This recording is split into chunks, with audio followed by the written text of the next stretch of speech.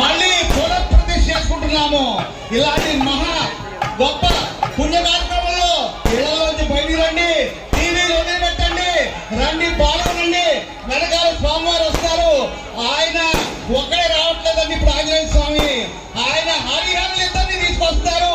ఆ అమ్మవారు ఆది పరాశక్తిని కూడా తీసుకొచ్చారు. ఇప్పుడు మన గుళ్ళో ఆది పరాశక్తి సంతోష్ గారి రూపంలో ఉన్నారు. అలాగే హరిహరులు ఇద్దరు కూడా పక్కన పెట్టుకున్నారు. సాక్షాత్ శివుడు వెంకటేశ్వర స్వామి.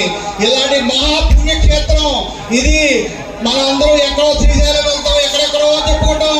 అలాంటిది మన మల్కాజ్గిరిలో చక్కగా మళ్ళీ పునఃప్రతిష్ఠ చేసుకుని దిగ్విజయంగా బ్రహ్మాండంగా వైభవంగా కన్నులు విందుగా మన గుడి బ్రహ్మాండంగా కట్టుకున్నాం. అలాంటి గుడిలో ఈ రోజు నుంచి ప్రతిష్టా కార్యక్రమాలు మొదలయ్యాయి. రేపు 2వ తారీఖు సోమవారం ఉదయం 8:17 ప్రతిష్టా కార్యక్రమాలు స్వామివారి ప్రతిష్ఠ జరుగుతుంది. ఈ 4 రోజులు కూడా మీరందరూ ఇళ్ల నుంచి బయటికి రండి. మన ఇది ఊరి కార్యక్రమంలో మన ఉండి పాల్గొని ఇవాళ గ్రామ ఊరేంపుగా స్వామివారు బయలుదేరారు. ఆంజనేయ స్వామి, సాక్షాత్ వెంకటేశ్వర స్వామి, శివలింగం అందరూ కూడా నవగ్రహాలు అన్ని కూడా ఊరేగింపు గ్రామ ఊరేగింపు బయలుదేరాయి.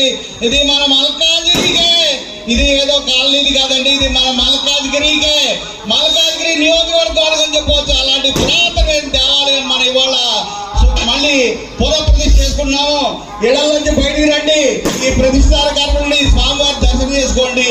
ఇలాంటి మహాభాగ్యం మళ్ళీ జీవితంలో రాదు. పాత వాళ్ళు చూడలేదు, కొత్త వాళ్ళకి రాదు. ఇది మన ఒక్కళ్ళకే శాశ్వతంగా కలుగుతుంది. దయచేసి ఇళ్లలోంచి బయటకు వచ్చి స్వామివారి దర్శనం చేసుకోండి. తర్వాత ఇలాంటి దర్శనం జరగదు, మీకు ప్రతిష్ఠ అయిన తర్వాత జరుగుతుంది. ఈ దర్శనం ఇప్పుడే జరుగుతుంది. ఇది మన అందరూ స్వామివారి మన దగ్గరికి వచ్చిన రోజులు ఇది. కాబట్టి ఇళ్లలోంచి బయటకు వచ్చి స్వామివారి దర్శనం చేసుకోండి. జై బలో